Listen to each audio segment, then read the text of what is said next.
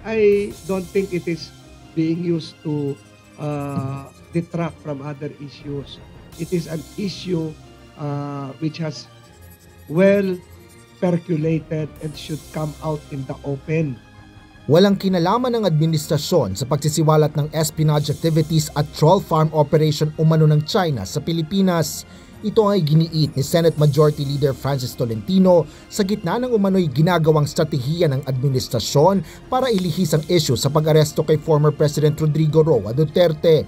Unang inilahad ni Senador Amy Marcos ang naturang communication plot na ginagawa umano ng administrasyon upang pabagsakin ng mga Duterte sa 2028 elections. Paglilinaw ni Tolentino, matagal ng usapin ang naibunyag niya sa pagdinig ng Senado na isa-isa na ring naisiwalat sa mga nagdaang buwan at taon. What I did has nothing to do with the administration. Ako lang po yun. 2023 pa ho yun. Noong nilabas kayo mga pictures ng Sandy Cay, 2023 pa ho yun.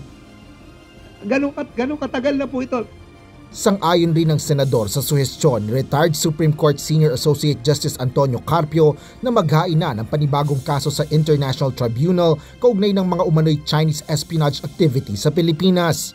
So we might as well file a new case against China because this is continuing, this is a violation, again not just of our sovereignty, but against the core independence of the Philippines as a republic.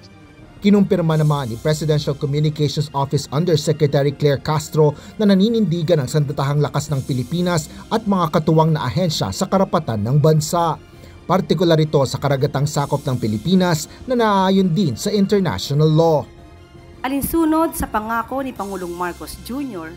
na hindi isusuko ang kahit na maliit na bahagi ng ating bansa, pinangunahan ng Philippine Navy, Coast Guard, at PNP Maritime Group ang pagtataas ng watawat ng Pilipinas bilang pagpapakita ng ating soberenya sa mga K na bahagi ng Kalayaan, Palawan at nasa loob ng 12 nautical miles ng Pag-asa Island.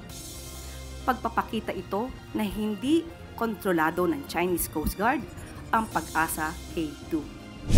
Kinumpirma naman ni Senador Francis Tolentino na magsasagawa ng isa pang pagdinig ang Senate Special Committee on Maritime and Admiralty Zones sa susunod na linggo. Iimbitahan niya ng komite ang may-ari ng kumpanya na binayaran umano ng Chinese Embassy para sa troll farm operation sa Pilipinas. Asher Cadapan Jr., UNTV News and Rescue. Diyos ang aming sandigan, serbisyo publiko ang aming pinahalagahan.